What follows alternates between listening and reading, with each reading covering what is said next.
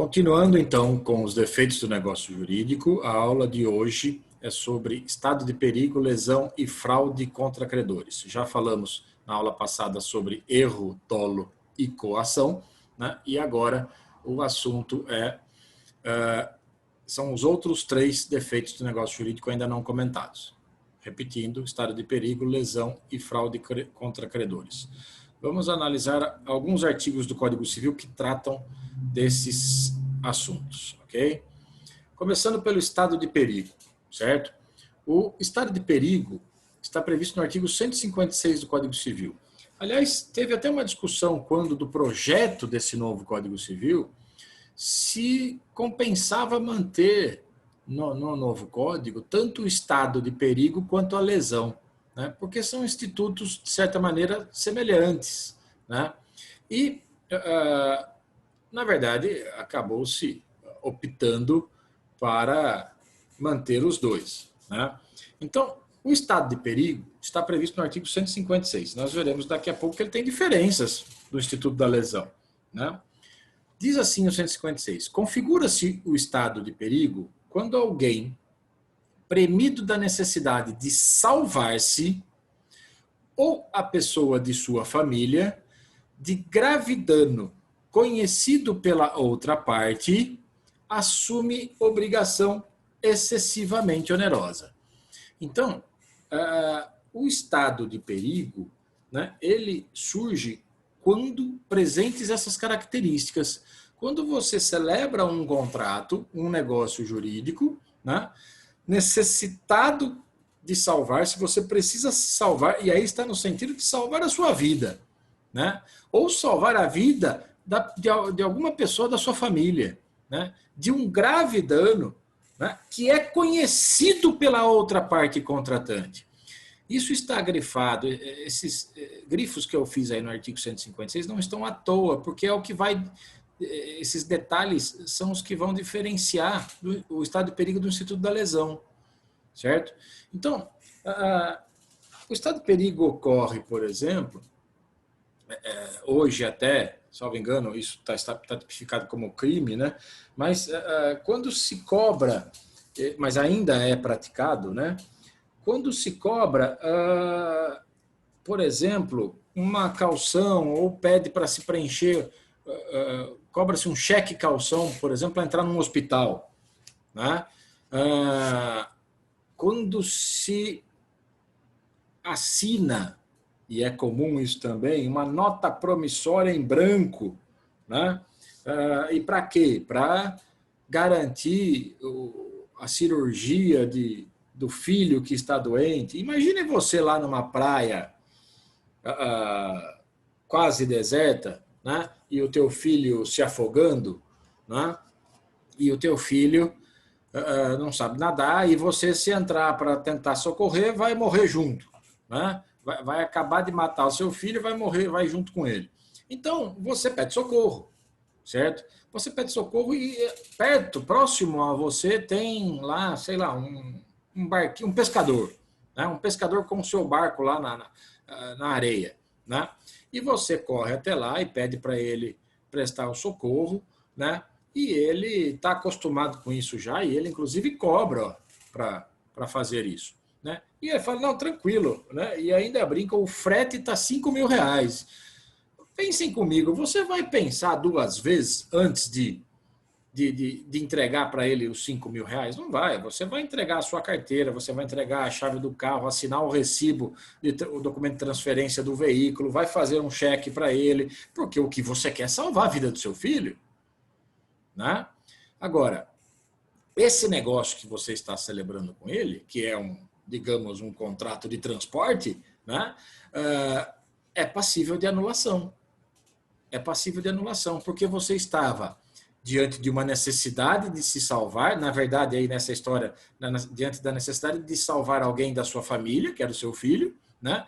De um grave dano que era conhecido pela outra parte contratante, e por conta dessas circunstâncias, você assume uma obrigação excessivamente onerosa, né? Então, neste caso, é perfeitamente possível você anular esse negócio. Nós já vimos que os negócios jurídicos celebrados sob um defeito, né, com um vício de consentimento, são todos anuláveis, né, como nós já analisamos no estudo da primeira parte dos defeitos, certo? Então, nesse estado de perigo, gente, há esse medo, esse temor da ocorrência de um grave dano, né? Seja a sua própria pessoa, seja um parente seu, né? E esse medo, esse temor é que obriga você, né? Você que está com medo, né? Obriga você a celebrar um contrato, né? Mediante assumindo uma obrigação exorbitante, né? Então, você que é o lesado, né? Você é conduzido a realizar um negócio, você é levado a efetivar esse contrato, né? Mesmo sendo excessivamente oneroso para você, né? E repito, em razão do que você faz isso, né? Por conta desse risco pessoal, né? Desse risco de lesão, desse perigo de vida, perigo à saúde, à integridade física sua ou de alguém da família, né? Então, esse é o estado de perigo, né? Diz o parágrafo único, né, que tratando-se de pessoa não pertencente à família do declarante, o juiz decidirá segundo as circunstâncias. Lembram que na coação isso também era possível, né? Então, a coação poderia ser exercida em relação a você ou alguém de sua família, né? E se for alguém que não é da família, também é possível, mas aí o juiz vai analisar de acordo com o caso concreto, de acordo com as circunstâncias, né? Então, se tratar de uma pessoa que não pertence à família, né, à sua família, o juiz é que vai analisar, né, se ocorreu ou não o estado de perigo, porque se mesmo não sendo da família, gerou para você um grave, um temor, né, um medo ou a extrema necessidade de salvar essa pessoa que não pertence à família, né? Então, evidentemente, tem que ser alguém próximo, tem que ser alguém que você, ou para quem ou pelo qual você realmente celebraria um contrato assumindo uma obrigação excessivamente onerosa simplesmente para salvá-lo, né? O que o juiz vai precisar aí é se guiar pelo bom senso para resolver essas questões, né? Algo importante ainda a dizer sobre isso é o que está dito no artigo 157, parágrafo 2º do Código Civil. Por quê? O 157, parágrafo 2º, ele se refere, ele é um parágrafo que diz respeito ao caput, evidentemente, né, do 157, mas que trata da lesão, certo? Só que é pacífico o entendimento de que esse parágrafo 2º do 157 também se aplica no caso de estado de perigo, tá? Então, o que significa? O que é isso, né? Está escrito lá: não se decretará a anulação do negócio se for oferecido suplemento suficiente ou se a parte favorecida concordar com a redução do proveito. Novamente, nós já vimos isso lá no erro, né?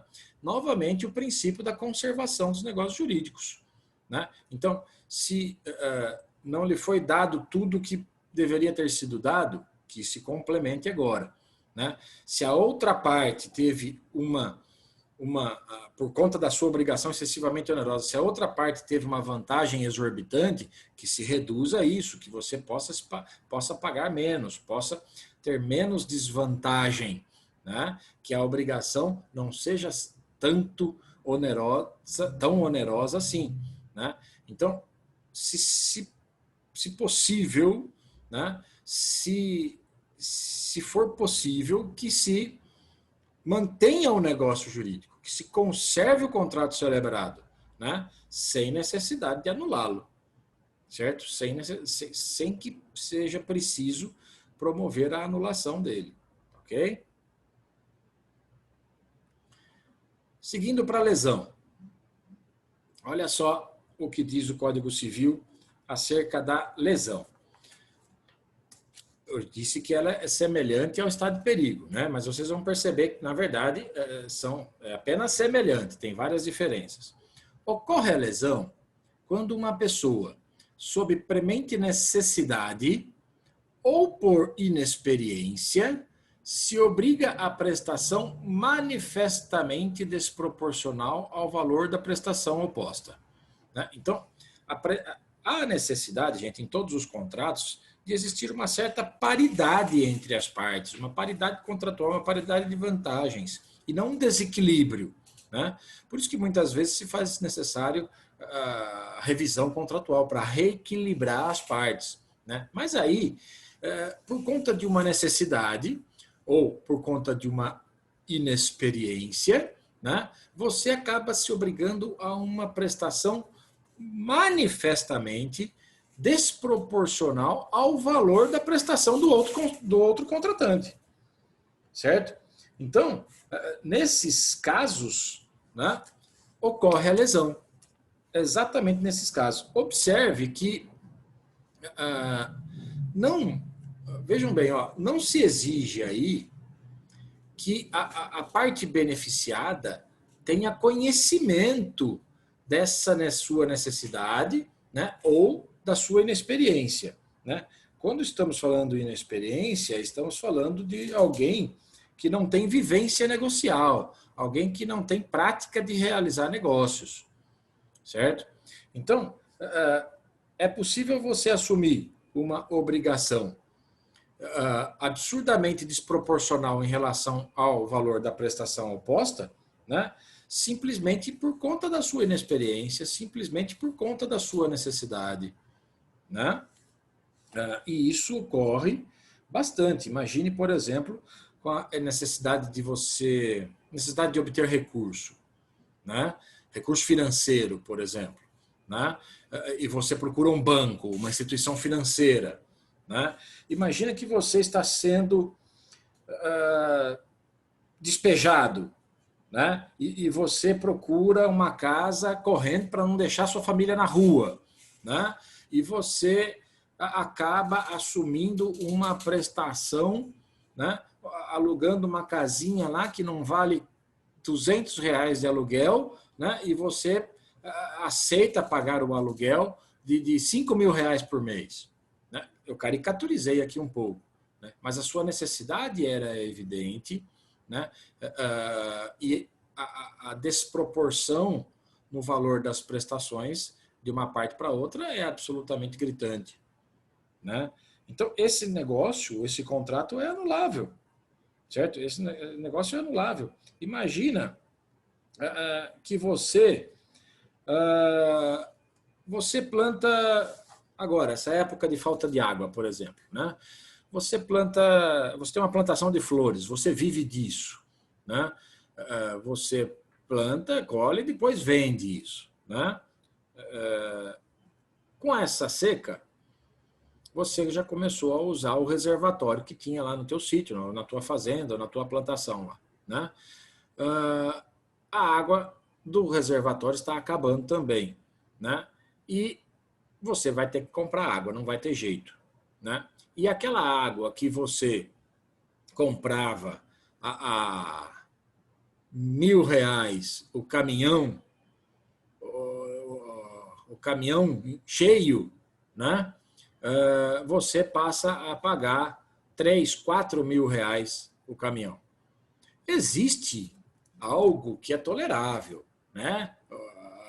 O que alguns dizem lei da oferta, da procura, né? A demanda aumenta, o preço sobe, mas existe um limite para isso. Né? Agora, o que é importante ficar claro, né? Não é necessidade de se apurar ou de se provar o dolo ou a má-fé da parte que se beneficiou, porque ela não precisa ter conhecimento da sua necessidade nem da sua inexperiência. Não se exige, em outras palavras, o chamado dolo de aproveitamento. Eu vou me aproveitar da situação e vou tirar tudo que eu posso dele, já que ele está apertado, já que ele é inexperiente, já que ele está passando por necessidade, né? Eu vou cobrar 3, 4, 5 vezes mais. Isso até pode acontecer, mas não é necessário para para isso, provar esses fatos, essas peculiaridades para a caracterização da lesão, certo? Outro ponto ainda importante, não se presume essa necessidade ou essa inexperiência, né? Então, você pode ter celebrado um negócio, né, em que, assumindo uma obrigação, né, assumindo uma prestação manifestamente desproporcional ao valor da prestação oposta, ao valor da prestação da outra parte. Então, aliás, isso é algo a ser provado, né? Tem que estar presente, né? O valor da sua prestação tem que ser muito superior, muito desproporcional ao valor da prestação oposta, certo? Oposta quer dizer, do outro contratante, né? Mas você pode ter celebrado um negócio nesse sentido, né, e não ser inexperiente e nem estar sob premente necessidade. Não está se caracterizando a lesão. Certo? A lesão, para se caracterizar, precisa da presença desses requisitos. Ou você está, o lesado aí, né, está sob premente necessidade, ou é inexperiente, não tem vivência negocial, não tem prática de negócio, né? E, além disso, assumiu uma prestação, assumiu uma obrigação manifestamente desproporcional ao valor da prestação do outro contratante. Essa necessidade ou essa inexperiência tem que ser provadas, certo? Para você poder anular o negócio, ok? Além disso, vejam o que diz o parágrafo 1º. Aprecia-se a desproporção das prestações segundo os valores vigentes ao tempo em que foi celebrado o negócio jurídico. Gente, ao tempo em que foi celebrado o negócio jurídico, no momento da celebração do negócio jurídico, e não depois, certo? Então, isso significa, né, o que quer dizer ao tempo em que foi celebrado? Quer dizer que no momento em que você está sob essa necessidade ou por inexperiência, né, e que a prestação ficou manifestamente desproporcional ao valor da prestação do outro contratante, né, é nesse momento que se apura essa desproporção. E por que esse parágrafo 1º está dizendo isso? Justamente porque essa desproporção, esse desequilíbrio contratual, pode ser que surja depois que o contrato foi celebrado, né? Mas aí não cabe anulação, aí cabe revisão do contrato, ou revisão de uma cláusula X. Imagine que eu celebre com você um contrato, né, vou lhe pagar algo em prestações, né, e as prestações serão reajustadas pelo índice X, né, que hoje está em 3% ao mês, certo? Acontece que logo depois que a gente celebra, eu pago umas prestações, etc., estou pagando tudo certinho, o Brasil entra em guerra, o presidente sofre impeachment, a Bolsa de Valores despenca, e esse índice, que era de 3% ao mês, passou a 3% ao dia, virou um negócio impagável a minha prestação, né? Não dá mais para cumprir com a obrigação. Então, nesta história que eu contei agora, depois que celebramos o contrato, e não no momento da celebração. No momento da celebração estava tudo ok. Depois que celebramos o contrato, superveniente ao contrato, né, é que surgiu o desequilíbrio. Isso não é lesão, certo? Nessa segunda história que eu contei, isso, na verdade, se trata de uma espécie de teoria da imprevisão. Não dava para as partes imaginar, né, que ia acontecer tudo isso, né? Era tudo imprevisto. Então, o que é possível é você pleitear uma revisão do contrato, né, e não pedir a anulação. Isso nessa segunda história. Por quê? Porque esse parágrafo 1º diz que essa desproporção nas prestações, né, deve ser apurada no momento em que o negócio foi celebrado, né? Porque essa desproporção vai ocorrer justamente em razão desse momento, ou seja, desse momento em que você está sob premente necessidade ou que você demonstra a sua inexperiência, certo? E para terminar o assunto de lesão, diz o parágrafo 2º o seguinte: não se decretará a anulação do negócio se for oferecido suplemento suficiente ou se a parte favorecida concordar com a redução do proveito. Foi exatamente o que analisamos lá quando falamos de estado de perigo, né? Princípio da conservação dos negócios jurídicos, certo? Não precisa, não é necessário você anular o negócio, né? Se for possível, mantê-lo valendo. Basta diminuir a prestação da parte favorecida, né? Basta diminuir a sua prestação, diminuir o proveito da outra parte, né? Aliás, é perfeitamente possível, embora não esteja escrito aí, porque o contrato celebrado sob lesão, ele é anulável, né? A parte lesada pode pedir a anulação, certo? Mas, diante desse princípio que acabamos de mencionar aí do parágrafo 2º, o princípio da conservação dos contratos ou dos negócios jurídicos, né, essa verificação da lesão, né, ela pode conduzir simplesmente à revisão judicial, né, e não à sua anulação, certo? Aliás, é quase que um dever do juiz incentivar a revisão ao invés de anular o negócio, por conta justamente desse princípio. Mais que isso, acho até que por conta desse princípio, a parte lesada, ela não é obrigada a pedir a anulação do negócio. Ela pode até mesmo optar pela revisão judicial, né? E não necessariamente a anulação, certo? Fraude contra credores agora. Fraude contra credores também é um defeito do negócio jurídico, né? E também torna anulável o negócio, o contrato, né? Todos os defeitos que vimos até agora, erro, dolo, coação, estado de perigo e lesão, como eu já disse lá no início, na parte 1 desse assunto, né? São vícios do consentimento, né? A fraude contra credores se caracteriza como um vício social, assim como a simulação também é um vício social. Só que a simulação nesse novo código não veio tratada como defeito, né, dos negócios jurídicos, porque ela foi jogada lá para o capítulo da invalidade, das nulidades do negócio jurídico, porque agora o negócio celebrado sob simulação, com simulação, o negócio simulado é nulo e não anulável, como é a fraude contra credores e os outros defeitos que vimos até agora, né? Mas vamos falar então da fraude contra credores. Diz o artigo 158. Os negócios jurídicos de transmissão gratuita de bens, estamos falando de doação, certo? Na verdade, tanto os negócios jurídicos gratuitos quanto os onerosos. Observem o 159, que o 159 fala em oneroso, que é a venda e compra, né, por exemplo.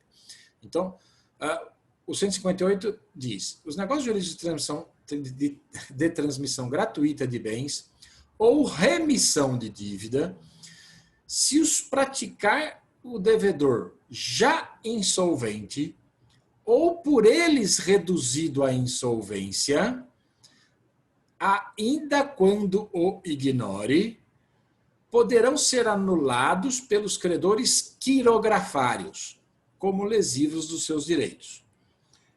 Vamos explicar um pouco isso. Então, olha só.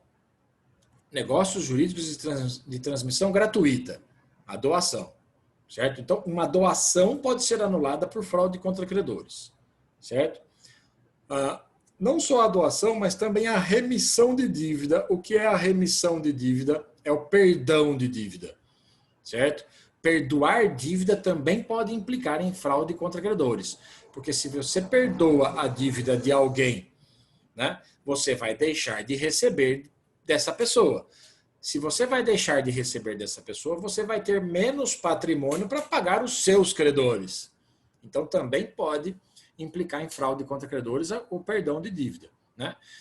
Então, esses negócios gratuitos ou o perdão, se os praticar o devedor já insolvente ou por eles reduzido à insolvência. Então, quem é o insolvente? O insolvente é aquele cujas dívidas são superiores à importância dos seus bens, né? Então, como costumam dizer por aí, o que eu tenho não paga o que eu devo. Esse é o insolvente, né? Então, se alguém, por exemplo, realizar uma doação de um bem já sendo insolvente, né, ou com essa doação se tornar insolvente, como diz a outra parte, né, ainda quando o ignore. Como assim ainda quando o ignore? Não exige, para a caracterização da fraude contra credores, que você tenha ciência de que está cometendo fraude, né? E nem o concilium fraudes, que é aquele acordo, né? Então, não exige nem a ciência fraudes, nem o concilium fraudes, né? Então, a ciência fraudes é assim, eu sei que estou praticando fraude contra credores. Não precisa provar isso. Até porque você pode praticar uma fraude contra credores sem mesmo saber. Tá? Então, não é um requisito a ciência fraudes nem o concilium fraudes. Concilium fraudes quer dizer, eu vou armar um negócio com outra pessoa para fugir de credores. Isso pode acontecer, é evidente, né? Podem existir a ciência fraudes e o concílio fraudes, mas não é um requisito para a caracterização do Instituto da Fraude contra Credores, certo? Poderão ser anulados pelos credores quirografários. Os credores quirografários são aqueles credores que não têm garantia, né?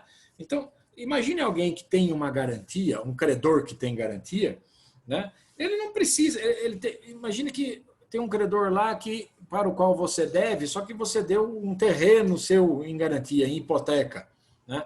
Esse credor, o risco dele não receber de você é quase zero. Né? Por quê? Porque se você não pagar, ele vai pegar, ele vai executar a hipoteca e vai pegar o terreno ou a casa lá para ele. Né? Então, quem pode promover a ação anulatória nesse caso, né? Aliás, aí nesse caso as ações têm um nome especial, que nós vamos falar já. Mas quem pode promover a ação de fraude contra credores, né? Chamada ação pauliana ou ação revocatória, são os credores quirografários, porque eles não têm garantia, né? A não ser, é claro, que a garantia se torne insuficiente, como diz o parágrafo 1º. Aí eles também podem pedir anulação. Mas então vamos lá, olha só. Agora que entenderam as palavras aí, né? Os negócios jurídicos de transmissão gratuita de bens ou perdão de dívida. Então, se eu resolvo doar uma casa minha, por exemplo, certo? Para você, e eu já sou insolvente, ou seja, os bens que eu tenho não são suficientes para pagar as minhas dívidas, né? Ou com essa doação eu me torno insolvente, porque estou tirando mais um bem do meu patrimônio, e aí sim, a partir daí, é que o que eu tenho não paga o que eu devo. Então, se eu estou doando uma casa para você e me tornando insolvente, ou já sou insolvente antes disso, né? Mesmo que eu não tenha ciência de que estou fraudando alguém, essa doação que eu estou fazendo pode ser anulada por um outro credor meu. Certo? Pode ser anulada. Basta que ele já seja credor meu. E isso é importante que fique claro. Né? A dívida tem que existir antes desse negócio que eu estou celebrando. Né? Veja o que diz o parágrafo 2º lá. Só os credores que já o eram ao tempo daqueles atos podem pleitear a anulação. Né? Então, ao tempo daqueles atos. Que atos? Esses atos de transmissão gratuita ou de perdão de dívida. Né? Então, olha lá. Eu dou a minha casa para você. Vamos aos fatos. Né? Eu dou a minha casa para você. Ou um bem qualquer para você. Não precisa ser bem imóvel. Né? Eu dou um bem para você. Certo? Com essa doação, eu me tornei insolvente. Ou seja, olha o que eu disse lá. O que eu tenho de patrimônio não é suficiente para pagar o que eu devo. Ou eu já era insolvente antes disso mesmo. Tá? Tanto faz. E eu não tenho a menor ideia de que estou fraudando credores. Né? Eu não preciso ter ciência disso. Né? Então, estou fazendo uma doação de um bem para você, né? Me tornando insolvente. Né? Credores quirografários meus, credores meus, outros credores meus, podem pedir a anulação. dessa doação que eu estou fazendo. Né? O que esses credores têm que provar para pedir, para conseguir anular essa doação? Tem que provar que são credores, né? Desde antes de eu celebrar esse negócio. Atenção, a dívida aí, ó, não precisa nem estar vencida, hein? A dívida não precisa nem estar vencida, basta ser credor. Né? O que é necessário é que o crédito exista antes do negócio fraudulento. Então, eu dou a casa para você e com isso fraudei credores. O credor pode pedir anulação, pode entrar com ação para anular essa doação. O que ele precisa provar? Ele precisa provar que eu realmente fiz a doação, certo? Ele precisa provar que eu era insolvente ou que com a doação me tornei insolvente, né? Ele precisa demonstrar que ele é um credor sem garantia ou que a garantia dele se tornou insuficiente e precisa provar que ele realmente é credor e que esse crédito existia antes de eu realizar a doação. Pronto, fraude contra credores, o negócio com certeza será anulado, certo? Não só os negócios de transmissão gratuita como doação, mas também, como diz o 159, né, os negócios onerosos. Né? Serão igualmente anuláveis os contratos onerosos do devedor insolvente, quando a insolvência for notória ou houver motivo para ser conhecida do outro contratante. Então, são 3 colocações que está fazendo esse artigo, né? Os negócios onerosos, os contratos onerosos, ou seja, agora eu não estou doando para você, estou vendendo para você, certo? Então, a venda também pode ser anulada, também pode caracterizar fraude contra credores, desde que eu seja um devedor insolvente, como diz aí o 159, né? Ou quando a insolvência for notória, notória quer dizer do conhecimento de todos, né? Por exemplo, será notória a insolvência quando o devedor, por exemplo, tiver títulos protestados, tiver ações judiciais já com penhora de bens dele, né? Então, aí a insolvência notória. Daí a importância, gente, daí a importância de antes de comprar algo de alguém, né, você vasculhar, investigar a vida daquela pessoa, não só a vida da pessoa, como o bem. Né? Então, se você vai comprar uma casa, né, do Zé da Silva, né, você pede a matrícula do imóvel para ver se não tem nenhuma penhora lá, se não tem uma hipoteca, né, se não tem um financiamento pesando sobre aquele imóvel. Né? Você pega o nome completo do Zé da Silva e o CPF dele, vai lá no fórum, né, e pede uma certidão de todas as ações cíveis, criminais, vai no Fórum Trabalhista, pede a certidão de ações trabalhistas, vai na Justiça Federal, faz o mesmo e assim por diante. Para que tudo isso? Justamente para tentar descobrir se ele está devendo na praça ou não, porque se a insolvência for notória, né, esse negócio, essa coisa que você está comprando dele através de um contrato, esse contrato pode ser anulado e você vai perder essa coisa. Né? Ou, então, olha lá, serão igualmente anuláveis os contratos onerosos do devedor insolvente, quando a insolvência for notória, ou quando houver motivo para ser conhecida do outro contratante. Né? Então, motivo para ser conhecida do outro contratante, aí surgem várias situações. Né? Por exemplo, o preço muito baixo, né? O que é chamado de preço vil, né? Que é o preço muito baixo. Parentesco próximo, né? Você está vendendo para um parente próximo que já conhece, que você deve para todo mundo. Né? Quando se está fazendo alienação de todos os seus bens. Né? Então, são motivos que devem ou deveriam criar no comprador, né, um alerta. Espera lá, por que esse cara está fazendo isso? Né? Enfim, tem alguns artigos mais importantes que merecem atenção. Vejam o artigo 161, que diz que a ação, nesses casos dos artigos 158 e 159, né, poderá ser intentada contra o devedor insolvente, a pessoa que com ele celebrou a estipulação considerada fraudulenta, né? Ou terceiros adquirentes que hajam procedido de má-fé.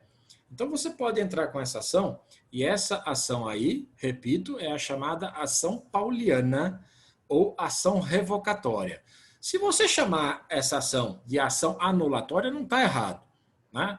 Mas para você mostrar conhecimento, você precisa chamar de ação pauliana, porque esse é o nome típico, ou ação revocatória. São os nomes típicos da ação que cabe no caso específico de fraude contra credores, certo? Então, você propõe essa ação para anular um negócio em fraude contra credores contra o devedor insolvente, né? Contra o devedor, esse que alienou a coisa gratuita ou onerosamente, né? Contra a pessoa que com ele celebrou o contrato, então aquele que recebeu o bem em doação dele, ou aquele que comprou o bem dele, certo? E também contra terceiros adquirentes. Terceiros adquirentes já é assim, olha, o devedor, você pode propor ação contra o devedor e contra quem celebrou o negócio com ele, certo? Esse terceiro já é o seguinte, esse que comprou do devedor insolvente já vendeu para outro, ou doou para outro, né? E aí, nesse caso, esse terceiro lá na frente, né? Esse perde, você pode propor a ação contra ele, no caso dele ter agido de má fé, ou seja, e a má fé é ter ciência disso, né? Mais um artigo, o 163, diz que presumem-se fraudatórias, olha, uma presunção de fraude, hein? Dos direitos dos outros credores, as garantias de dívidas que o devedor insolvente tiver dado a algum credor. Então, olha só, caracterizará também a fraude contra credores, né, se você der garantias, né? Há quem sustente aí que somente garantias reais que se encaixam nesse caso. Eu até concordo com isso. Mas, enfim, aí diz apenas garantias, né? De dívidas que o devedor insolvente tiver dado a algum credor. Então, se você é um devedor insolvente e resolve dar garantias para outros credores seus, né? Então você pega lá um credor quirografário seu que não tem garantia nenhuma, né? E você dá garantia para ele, por exemplo, entrega a sua casa em hipoteca para ele, ou entrega o veículo em penhor para ele, né? Essa garantia que você está dando, né, também pode ser objeto de uma ação pauliana, também pode ser anulada através de uma ação pauliana. Por quê? Porque você já é insolvente, né? Quando o devedor é insolvente, tem que se abrir um concurso de credores, né, para saber qual vai receber, quanto vai receber, né, como será dividido o patrimônio do devedor, né, e não sair dando garantia ou vendendo bens, certo? Essa presunção do 163, né, vários autores afirmam que se trata de presunção absoluta, ou seja, nem admite prova em contrário, certo? Você é insolvente e deu garantia de dívida para um credor quirografário seu, pronto, fraude contra credores, certo? E para terminar, diz o artigo 164 do Código Civil que presumem-se, porém, de boa fé e valem os negócios jurídicos ordinários indispensáveis à manutenção de estabelecimento mercantil, rural ou industrial, ou à subsistência do devedor e de sua família. Então, gente, o devedor insolvente, né, a pessoa insolvente ou que está prestes a se tornar insolvente, se alienar ou doar algum bem, né, se ela o fizer, né, vai caracterizar a fraude contra credores e vão poder, os seus credores quirografários vão poder pedir anulação do negócio através de ação pauliana, né? Só que o 164 traz uma presunção de que aqueles negócios ordinários, cotidianos, que são absolutamente necessários para se manter um estabelecimento comercial, ou rural, ou industrial, esses negócios são feitos de boa fé. Porque, pelo fato de você estar quase insolvente, você não pode proibir a pessoa, né, de, por exemplo, não comprar mais nada para o seu comércio, não vender mais nada, né, da sua prateleira, porque senão seria fraude contra credores. Não, porque aí você está condenando ao fechamento definitivo o encerramento definitivo das atividades do devedor, né? Então, esses negócios ordinários necessários para se manter um estabelecimento, ou até mesmo necessários para se manter a subsistência do devedor e de sua família, para ele poder comer, se alimentar, se vestir, né, se medicar, né, esses negócios são possíveis, esses negócios não caracterizam fraude contra credores, certo? Eis então a aula de hoje.